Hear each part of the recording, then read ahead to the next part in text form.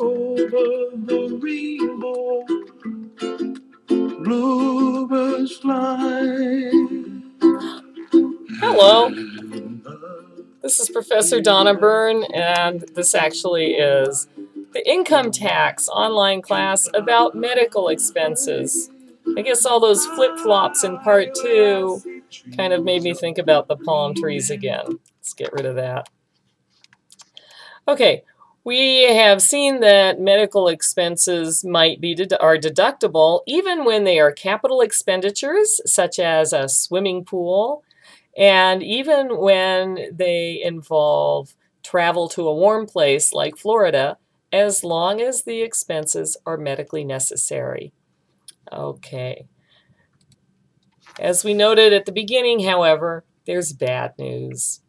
Medical expenses are only deductible after a 10% floor, a 10% of adjusted gross income floor. So here's that language again. To the extent that such expenses exceed 10% of adjusted gross income. There's a bunch of them in the code. We've seen a couple of them already.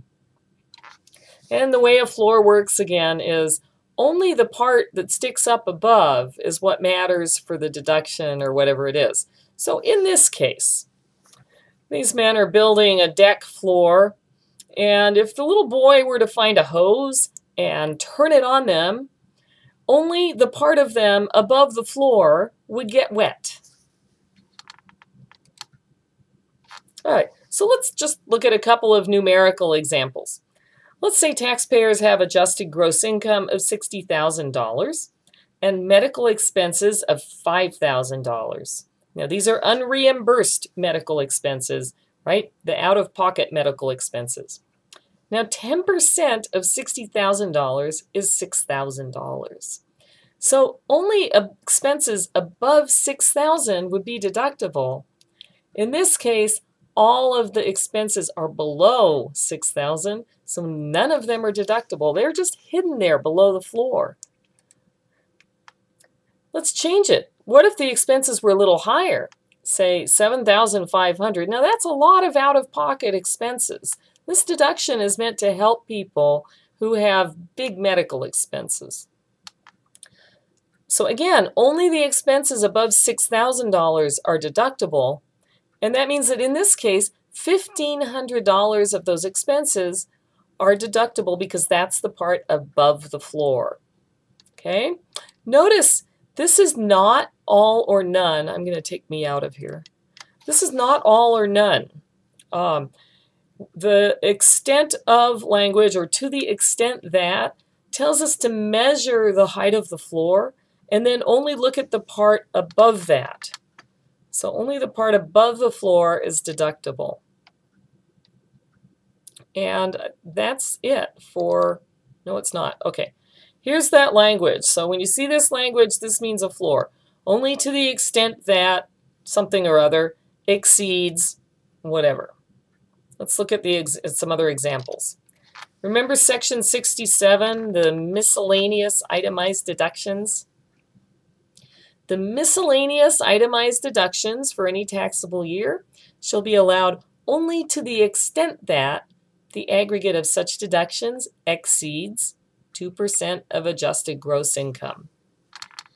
Okay, another example, section 165H, the casualty losses. We looked at these recently. Have two floors.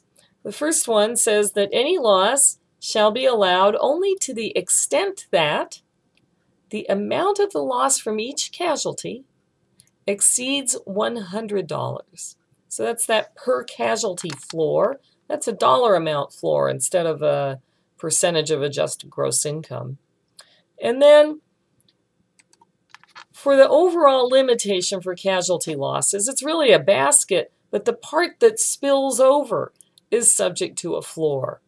If personal casualty losses exceed personal casualty gains, then the losses, now such losses means all the personal casualty losses, are allowed only to the extent of the sum of the gains plus so much of such excess as exceeds $100. So again, Oops, that should have been 10% of adjusted gross income, not $100. I'll fix this on the PowerPoint, but not here, okay? Listen to my words, not what it says here. Just cover that up. Only to the extent of plus so much of such excess as exceeds 10% of adjusted gross income.